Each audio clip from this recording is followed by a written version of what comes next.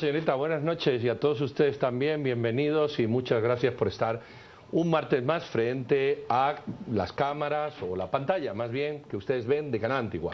Vamos, doña Silvia Jerez y yo, a presentarle dos temas. Como ustedes han visto hoy, el presidente de la República ha hecho unas declaraciones en relación a cómo va a ser eso que se había denominado reforma fiscal. Sustancialmente hay un retroceso a 2012 en algunas cuestiones y el IVA parece que no se toca. Eso es, en resumidas cuentas, lo que ha venido a decir. Pero vamos a entrar en profundidad qué significan estas dos cosas y posiblemente alguna más que yo no he sido capaz de incluir en este escueto resumen. Doña Silvia, buenas noches. Muy buenas noches. Y vamos a presentarles a nuestros invitados. Paul Boteo, que es analista económico. Paul, buenas noches, muchas gracias. Y don Dorian Taracena, miembro de la Comisión de Apoyo a la Recaudación Tributaria del Legislativo de la bancada de Encuentro por Guatemala. Dorian, buenas noches. Pues empecemos. Muchísimas gracias por estar con nosotros. Tenemos a dos analistas donde hoy intentaremos hacer una reflexión. ¿Qué significa esta propuesta que ha hecho tanto el ministro de Finanzas como el presidente Morales al regresar una ley que estaba vigente en el 2012 antes de que Otto Pérez Molina hiciera la reforma tributaria? Hay dos aspectos que me llaman la atención. Por ejemplo, regresar a lo que es el impuesto sobre la renta de aquella época, donde los grandes contribuyentes tienen que pagar más. Se reduce el impuesto sobre la renta para los pequeños contribuyentes, aumentar de 1 a 10% las regalías obligatorias en la extracción de oro, plata y platino, y él ha dicho que no se crearán más impuestos. Esos son algunos de los puntos que yo quisiera que hoy analicemos. ¿Qué impacto tendrá para Guatemala regresar a esa política del 2012? Paulo. Bueno, entiendo que regresar se refiere específicamente al tema del ISR a las personas. ¿Cómo funcionaba antes? Era una mezcla de impuestos, básicamente. Lo que se tenía era que las personas pagaban ISR, un ISR con tasas que iban entre el 15 y el 35%, y lo que podían hacer las personas era reducir ese pago de impuestos a través de las facturas que pedían. Y se mezclaban dos impuestos. Por una parte, el ISR se le descontaba el IVA que se había pagado con estas facturas. Entonces, la idea de esto, al inicio, cuando se implantó, fue crear una cultura en la cual la gente pudiera pedir su factura. Obviamente, en términos estrictamente técnicos, mezclar dos impuestos como el ISR y el IVA es un error. Y por eso muchas veces organismos internacionales sugirieron a Guatemala quitar este esquema. Sin duda alguna, si se puede hablar de algo positivo de la reforma que se hizo en el 2012, fue precisamente separar estos impuestos y hacer de que el impuesto sobre la renta fuera uno y el IVA quedara excluido. Por supuesto, lo que ha sucedido es de que las personas tienen menos incentivo a pedir su factura, y por eso muchas veces se cree que el impuesto o la recaudación del impuesto sobre del impuesto del IVA se ha reducido. Pero hay que tomar en cuenta los datos. Lo que nos dice los datos es de que la recaudación del IVA se ha reducido, pero el IVA que se cobra a las importaciones. O sea, es un problema de aduanas. El IVA interno no se ha reducido significativamente y de hecho se ha mantenido. Entonces, el sustento para regresar a 2012 yo no lo veo y considero que es un error. Lo que quieren hacer, a mi parecer, es incrementar las tasas, pero como políticamente es incorrecto, entonces lo que quieren hacer es disfrazarlo regresando al esquema anterior. ¿Por qué es que en el 2012 se da esta nueva reforma? ¿No funcionaba? ¿Era inviable? ¿O qué fue lo que motivó a lo que hoy conocemos como la ley tributaria? La razón por la que hizo en el 2012, ¿sí? Por la misma razón que se está haciendo ahora. O sea, estamos retrocediendo y volviendo a avanzar y volviendo a retroceder. Lo que estamos viendo ahorita es exactamente el mismo escenario que vimos en el 2012 con el Partido Patriota, en donde bajo argumentos de que se necesitan más ingresos, entonces se lanza una reforma tributaria en el primer año y por supuesto, estamos viendo los efectos de que fue una reforma desastrosa que no logró el objetivo que quería, y me temo que estarlo planteando en estos momentos va a ser igualmente desastroso. Dorian, sustancialmente lo que subyace al Ejecutivo es un problema de dinero. Es decir, tienen un presupuesto, el que sea, ¿verdad?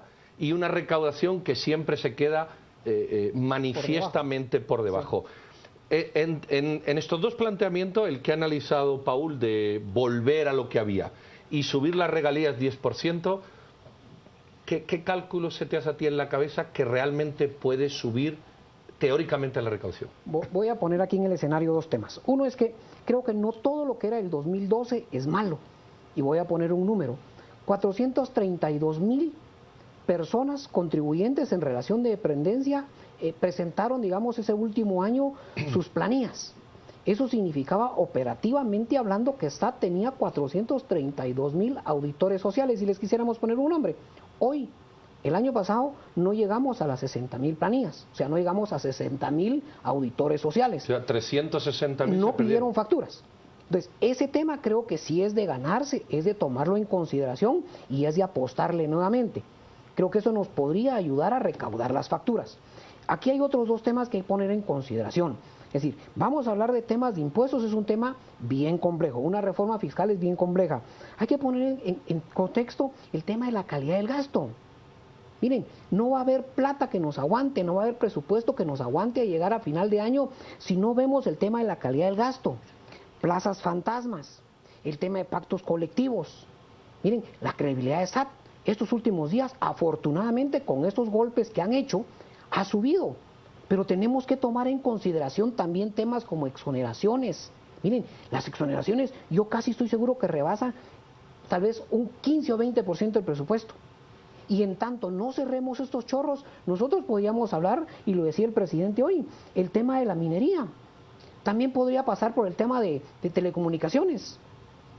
Mire, hay varios temas de los que podrían tocarse, sin embargo, creo que paralelamente a estos dos temas hay que pensar en la calidad del gasto, si no, no va a haber presupuesto que nos aguante. Bueno, y en el tema de la calidad del gasto, ¿por qué un presidente de un gobierno, a 8 meses de haber tomado el poder, todavía no ha sido capaz de explicarnos a los ciudadanos cuál es la planilla que cobra en el gobierno y qué función hace? Desde el salud hasta la universidad pública. ¿A quiénes pagamos los ciudadanos que no sabemos quiénes son ni lo que ganan? Es que al final del día la responsabilidad de hacer esto es de la Contraloría. Y ustedes se darán cuenta que la Contraloría tiene contradicciones, porque hoy está haciendo ejecuciones, está haciendo actos y denuncias que hace 4 o 5 años, hace 8 años, cuando el mismo Contralor era el que fungía, no las hacía. Entonces me parece contradictorio. Creo que hemos ido en el tema de Contraloría sobre la marcha dando pocos, escasos, nulos, ciegos resultados. Entonces yo creo que debiéramos de apostar también, paralelamente al tema de la reforma, el tema que tiene que ver con la calidad del gasto. Usted está hablando mucho de esta calidad del gasto, sin embargo, por un lado no hemos visto depuraciones serias en los organismos del Estado. No hemos visto, como decía Pedro, estas plazas fantasmas, si bien vemos algunas pocas que están saliendo a luz, pero hay un grueso muy fuerte. Los pactos colectivos siguen avanzando. El mismo presidente dijo el día de hoy, no más pactos colectivos, cuando ellos mismos acaban de aprobar 3 o 4 pactos colectivos recientemente. Parece que hay contradicciones. Y mi pregunta es, ¿están los guatemaltecos de verdad en condiciones de hacer una reforma fiscal viniendo de un régimen de corrupción, de cooptación del Estado, como lo hemos visto claramente en los tribunales? Es que yo creo que esta propuesta de verdad es impertinente. Si se consideran 3 elementos. Uno, precisamente como ustedes lo señalaban, a estas alturas nosotros no sabemos cuántos empleados hay en el gobierno. Algunos, la ONSEC, por ejemplo, calcula que son 320,000, pero obviamente no incluye a todos. El INE calcula que son casi 500,000, no lo sabemos. O sea, si no sabemos cuántas personas hay en el gobierno, ¿cómo podemos estar los contribuyentes anuentes a pagar más impuestos? Lo segundo es que también vemos que la SAT no ha cumplido la función que debe tener.